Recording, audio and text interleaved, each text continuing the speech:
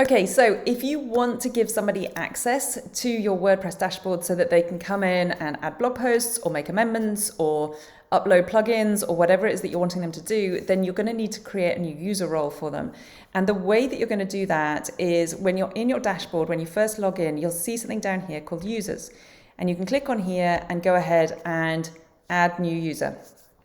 And it's just defaulted to add my username that I've actually just logged in with, but you need to give some kind of username and it cannot be changed once you've actually added it.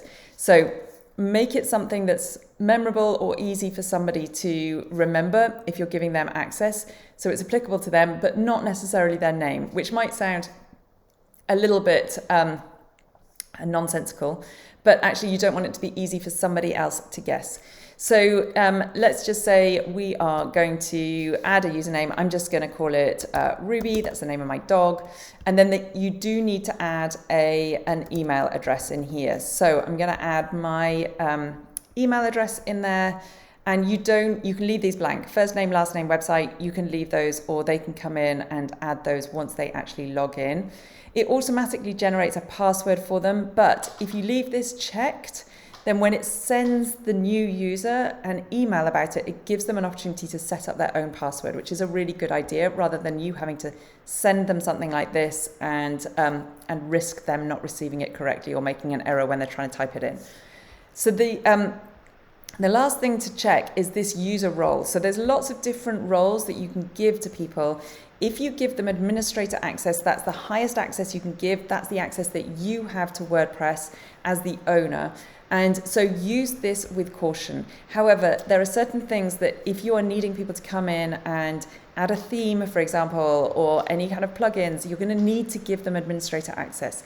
But for the most part, you might have someone coming in to add new blog posts, for example, or to make changes to existing pages. Then they don't necessarily need full administrator access.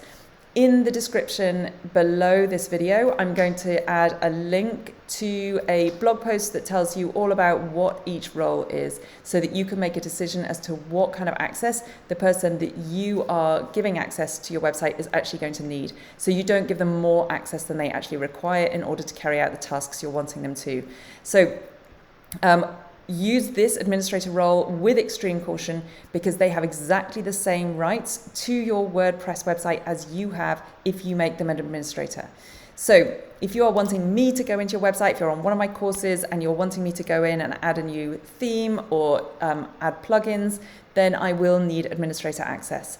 And the great thing about adding a new user in this kind of way is that if for any reason you then don't want them to have access to your website, you can simply go ahead and delete their user. So rather than giving them access to your WordPress website by giving them your user profile, by giving them their own, it means that you can instantly revoke their access if at any point you need to, or if they leave the team, or for whatever other reason you might want to revoke access.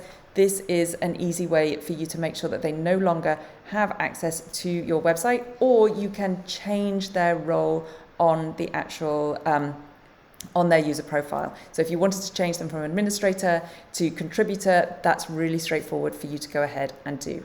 So that's an insight into how you go ahead and add a new user role to your WordPress website. I hope that was useful. If you have found it useful, please do hit the like button and subscribe to my channel. I have lots of tips and tricks around websites, WordPress, and online marketing and entrepreneurship generally. Thank you so much for watching.